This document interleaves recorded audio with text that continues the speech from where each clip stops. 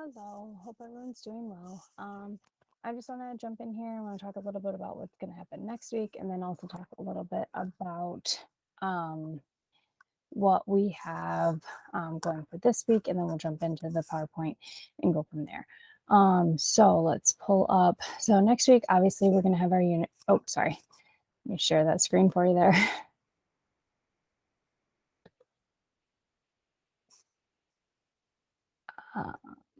Perfect.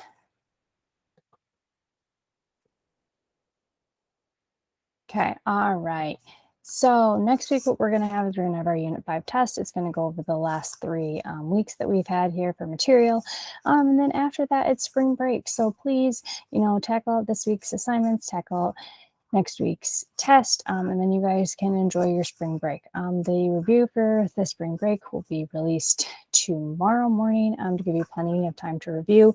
I've done something a little bit different with the unit test for this time around and for the rest of the year. Our unit tests are going to look a little bit different. So what it's actually going to be is called an assessment, because it's going to assess the material that you understand. And what it is going to be is going to be an assessment choice board. So what we have here is you're going to come in here and you're going to click on this assessment choice board. And right here, all of these icons, if you click on them, they're going to take you somewhere. So for this test right here, obviously, if you want to do the standard test that we've been doing all along, best thing to do, come to this first box right here. It's going to be the Unit 6 test. It's going to look exactly like any test you took in A or the first test that we took in B. But I did want to give some other options for people who don't feel that that is their greatest strength. We also have this photosynthesis lab. If you click on that, it's going to take you to another website. You'll have to follow those instructions. And then when you're done following the instructions, the best thing that you guys need to do is you need to create and complete a lab report based on the instructions, and you're going to attach it to this assignment. And then lastly, the thing that you could do is you can create a Google slide presentation a lot like the ones that I make for you guys each week, but just kind of a little bit scaled down. And then again, you would just share and also add that Google Slides presentation to this assignment. So for this week, the assignments that we'll have due, it's going to be the environmental impacts and evolutionary quiz, and then the extinction discussion. So let's jump into environmental impacts on evolution. As you can see here, I've got some dinosaurs in the background because, as we know, dinosaurs are extinct. Oh, wrong button. My bad.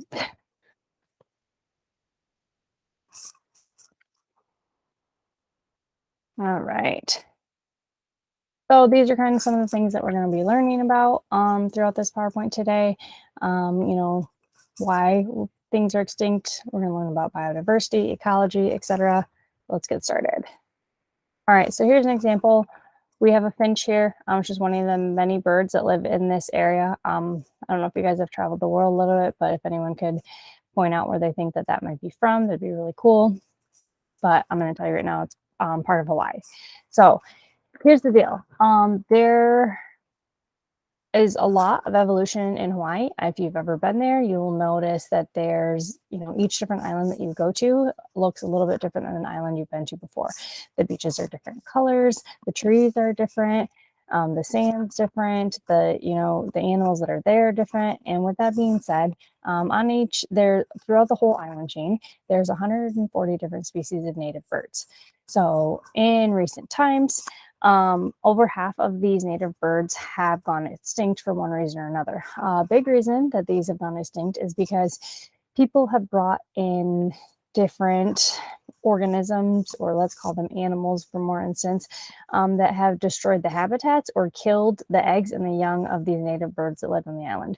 So more or less to feed all the people that have moved to Hawaii and tried to create a permanent residence there, they brought in a bunch of pigs, a bunch of cattle, they brought in cats as comfort animals, and these animals have come in and they have just really truly destroyed all the habitats of these natural birds that are living there in Hawaii. Another thing that's come across and killed a lot of these native Hawaiian birds is this avian malaria, and it killed a lot of birds at lower evolutionary levels. So as you can see, Part of it's humans. We come in and the things that we do can, destroy a native species and start to make native species go distinct. And then sometimes it's a little bit of evolution taking charge. This avian malaria here coming in and killing some of the other, birds that have lived there as well. All right, let's go over a couple definitions here. So the first thing we have the species, which is a population or a group of populations whose members share characteristics. They can breed with one another, and then when they breed with one another, they will create offspring, children, who are fertile. So their children should be able to breed with another person, member, not person, but member of their species, and they should be also able to create new offspring. Next, we also have a population, which is a group of individuals of a species that live all in the same area. And then we have evolution, which is just the change over time. Then you have biological evolution, so it's the change of population of an organism over different generations. Okay. And this is going to lead to different changes in appearance, function, or even behavior. Here are just some different examples of animals and plants and that have changed over time based on the areas that they live in. They are creating biodiversity to make sure that they are able to survive in the environments in which they live. Okay. All in all, most scientists believe that evolution is basically like the foundation of modern biology. It's one of the best supported and most illuminating concepts in all of science. We truly have to understand this concept to understand how species are going to change over time and how they're going to adapt to their surroundings so that they can keep surviving and more or less like live in the best world that they can live in and keep living, and not become extinct like some of the other animals that we know have come extinct throughout the world. Um, this also leads into a big part of us and humans and the things that we tackle. We deal with this every day. With There's different organisms, bugs, uh, germs, etc., that become pesticide resistant. That'll affect the medicine that we create. It affects our overall health, and agriculture and the food that we eat. So this is a really big part that we need to focus on.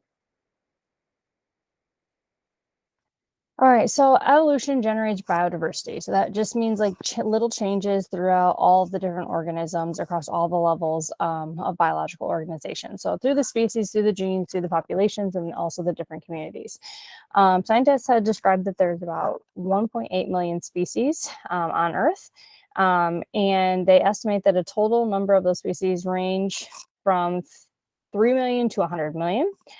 Basically, that means that there's a little bit of biodiversity everywhere at the bottom of the ocean, at the top of the mountains, in the desert, in the trees, in your backyard. There's a little bit of biodiversity everywhere. And that's, kind of why we have to take a look at this.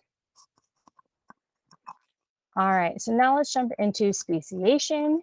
Um, so, uh, and what is speciation? It's going to be the process of generating new species from a single species. So the first one we have is allopatric speciation, which means there's literally a physical barrier that comes in and splits a species into two separate groups.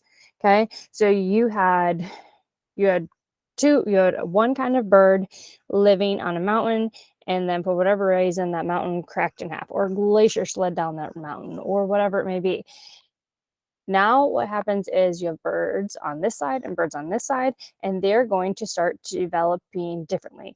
They're going to get their each own set of mutations, and either one's going to live and the other one's going to die because their mutations make it easier for them to live, and the other ones will fail. Or they're both going to survive because they've mutated in a way that allows them to thrive in their new environments.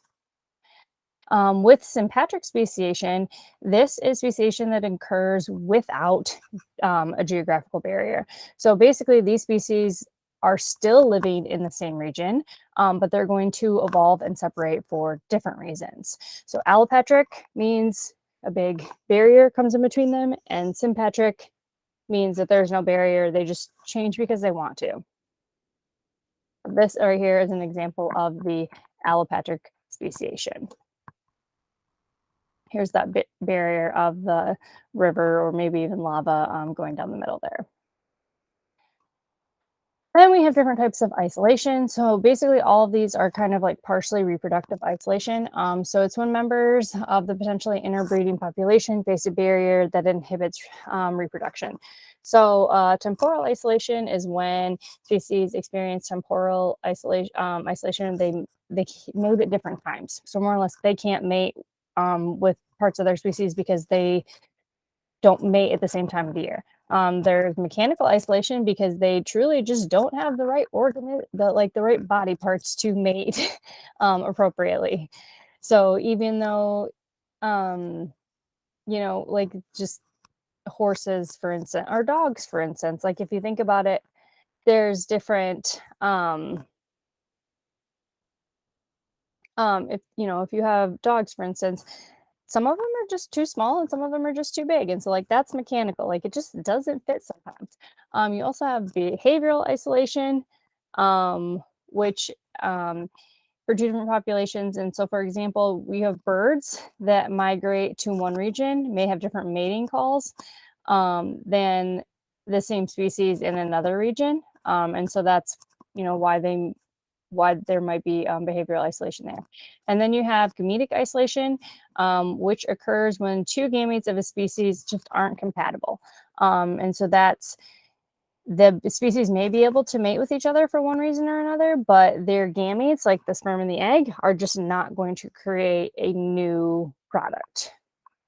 Right, one second, I just need to check the battery on my computer here. Okay, we're all set. Okay, we should be able to get through this. Oops. All right, so we have a couple different types of group behavior here. These are all different types of group behavior. I want you guys to study these. But we have flocking, we have schooling, we have herding, we have group hunting, we have migration, we have swarming. Take a look at all these and make sure you understand the difference of them. These are all different mechanisms and ways that organisms can group together to create a better chance of survival for them as a whole, them as a group. All right, now let's talk a little bit about the fossil record. I know we've touched on this before, but let's make sure that we understand it. So a fossil is an imprint of a stone of a dead organism. That can mean it's a plant, that can mean it's an animal, it can mean it's a microorganism. It's going to be an imprint of a dead organism. So the fossil record is a cumulative body of fossils all around the world.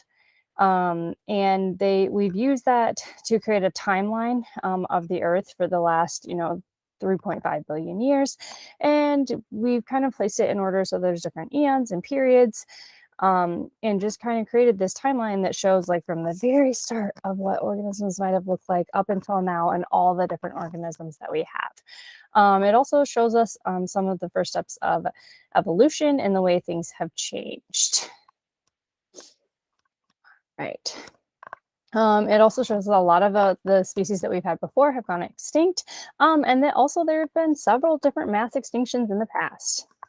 Okay, an extinction process is a period where a species or more than one species have disappeared from Earth. So the last species was somewhere between 1 and 10 million years ago, and